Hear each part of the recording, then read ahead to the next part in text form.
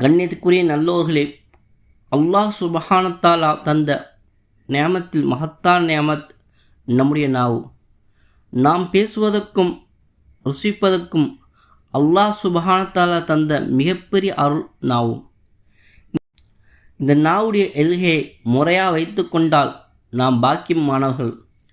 நாம் வரம்பு மீறினால் என்று சொன்னால் அல்லாஹ்வுடைய தூதர் எச்சரிக்கின்றார்கள், உங்களை நரகத்துக்கு போய் சேர்ப்பதற்கு அது போதுமானது என்று சொன்னார்கள். நாவிலிருந்து வெளிவரும் சொற்கள் என்பது வெறும் சொற்கள் அல்ல, மிகப்பெரிய விளைவுகளை ஏற்படுத்தக்கூடியது. நட்பெயர்களையோ கேடுகளையோ அது முன்னிலை உள்ளது என ரசூலுல்லாஹி ஸல்லல்லாஹு அலைஹி வஸல்லம் சொல்லி காட்டியிருக்கின்றார்கள். லா இலாஹ இல்லல்லாஹ் என்ற ஒரு வார்த்தை தான் ஒருவரை ஈமான் உள்ளவராக மாற்றுகின்றது. கபில்து என்ற ஒரு வார்த்தை தான் காலமெல்லாம் ஒரு பெண்ணை வைத்து வாழ்வதற்கு ஒப்பந்தத்தின் அடிப்படையாக அது அமைந்துள்ளது.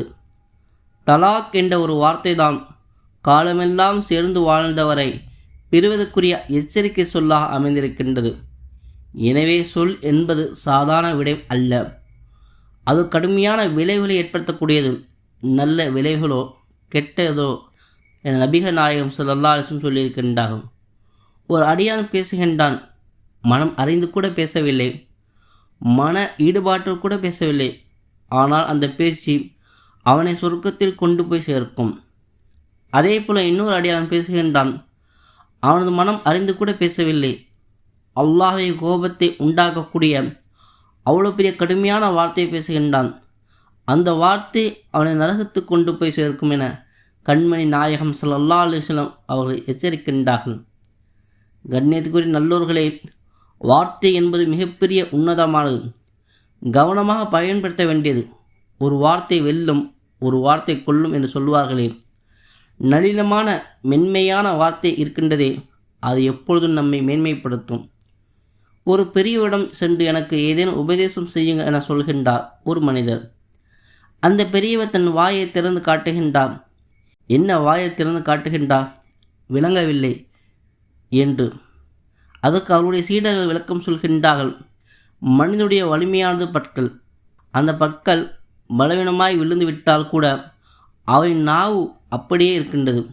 காரணம், நாவு என்பது மென்மையானது. எனவே உலகத்தின் மென்மை என்பது தான், நளினம் என்பது தான், மிருதுவான தன்மை என்பதுதான் காலங்களை கடந்து நிற்கும். கடுமையானது அந்த நேரத்தில் பயன் தரக்கூடியதாக இருக்கலாம், சீக்கிரமாக அதனுடைய விளைவுகளை கெட்டு போய்விடும் என உபதேசிக்கின்றார் அந்த சீடர்கள். நாம் எல்லாம் அறிந்த பிரபலமான நிகழ்ச்சி தான்.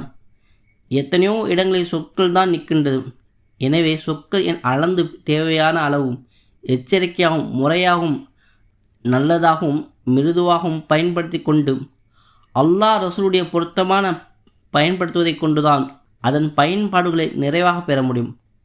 கடுமையான கோபத்திலோ அல்லது உணர்ச்சி வசப்பட்டோ அப்படி ஒரு வார்த்தையை பயன்படுத்தினால் அதனுடைய விளைவுகள் மிகப்பெரிய ஆபத்தானது. எந்த அளவுக்கு ஆபத்தானது என்றால், ஒரு சஹாபி ஷஹீதாகிவிட்டார். அந்த நேரத்தில் இதோ சொர்க்கவாசி சொர்க்கவாசி என பாராட்டி சொன்னார்கள் சஹாபிகள். நபிகள் நாயகம் ஸல்லல்லாஹு அலைஹி வஸல்லம் சொன்னார்கள், அவர் ஏதேனும் தேவை இல்லாத வார்த்தையை பேசியிருக்கலாம் அல்லவா, அதனால் அவர் நரகத்தில் சேர்க்கப்படலாம் அல்லவா, அதனால் அவர் நரகத்தில் சேர்க்கப்படலாம் அல்லவா என எச்சரித்தார்கள். ஷஹீது கூட தேவையில்லாத வார்த்தையால் தண்டனை ஏற்படும் என சொன்னால் எவ்வளவு கவனமாக வார்த்தைகளை பயன்படுத்த வேண்டும் என்பது மார்க்கம் உணர்த்தி காட்டுகின்றது. அல்லாஹ் நம்முடைய வாழ்க்கையும் வார்த்தையும் அழகாக ஆக்குவானாக.